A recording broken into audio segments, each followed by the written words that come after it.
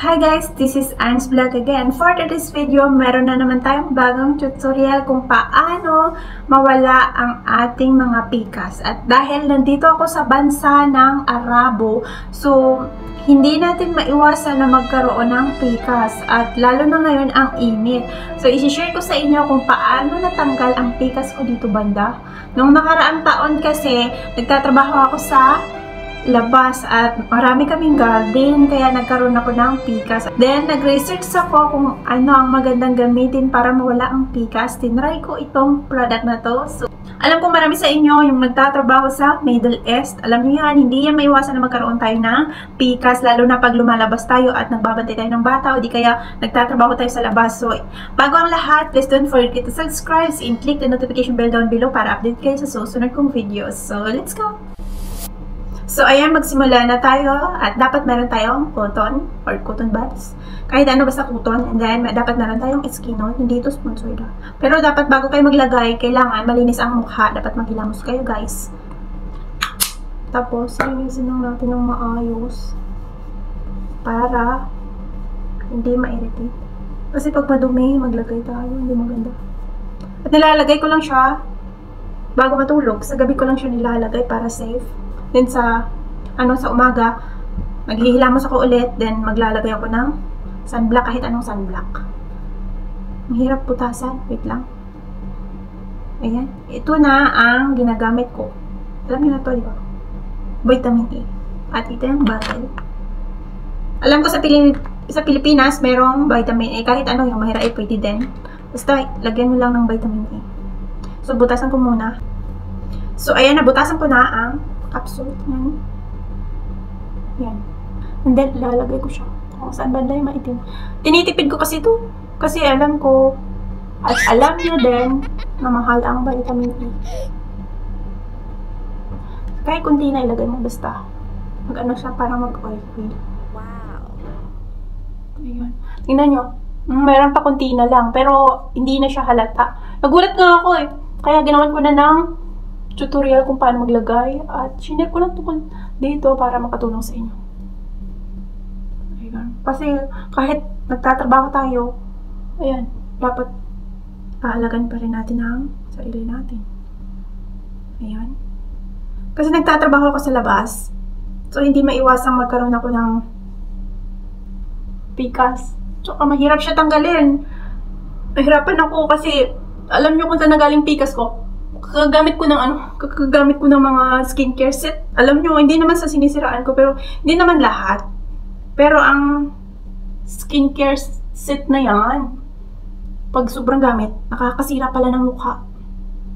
Comment down kung totoo ba ako o hindi. Hindi naman sa sinisiraan ko yung mga, kasi yung iba naman maganda, yung iba naman napaka-strong at siguro mali lang paglagay ko, kaya ayun, nagkaroon ako ng pikas. So, ayan. Okay na siya. Hindi naman marami nilalagay ko, konti lang. Tsaka hindi ako gumamit ng filter para makita nyo ang totoong mukha ko talaga. Yan, konti lang. Basta makita nyo na parang oily-oily. Okay na yan. And then, ayan, tingnan nyo. Konting-konti lang nabawas. See? Sa isang ganito, siguro minsan, kaapat ko siya gamitin, minsan 5 times. See? Napakatipid.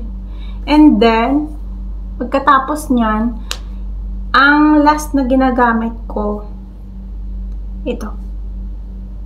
Ayan. Kita ba?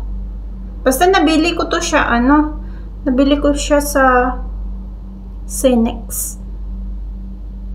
Nabili ko siya sa mall dito.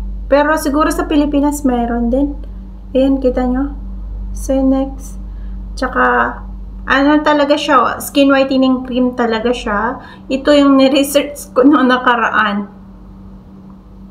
At tsaka, siya? Meron siyang, ingredients. Basta, bago ako bumili ng skincare, tinitingnan ko kung meron siyang glycerin, like that. Tapos, Salicylic acid kasi nakakaputi yan pag merong ganyan. Kahit ano, basta may salicylic acid, nakakaputi yan. So, ito lang naman nilalagay ko, konti lang siya. Kahit ano na whitening, basta lagyan mo siya ng ng vitamin E. Ayan. Puputi talaga. Dati kasi, yung mukha ko, hindi siya maputi. Mas maputi ang ang kamay.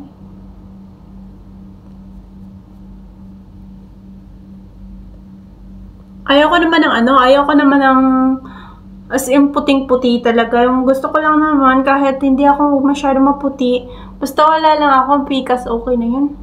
Diba guys, yun lang naman gusto natin. Malinis tingnan ang mukha natin. Kasi pag may pikas, hindi ako komportable eh. Basta. Iwan ko sa inyo. Basta ganun ako eh.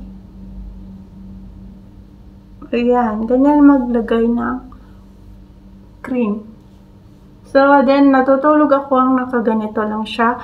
Then, dapat kinabukasan meron kayong sunblock na ilalagay kung lumalabas kayo kasi mainit dito, guys. Kahit sa Pilipinas, mainit. So, yan lang. So, guys, sana meron kayong natutunan sa aking videos. And again, please don't forget to subscribe and click the notification bell down below para update kayo sa susunod kong videos. So, bye-bye!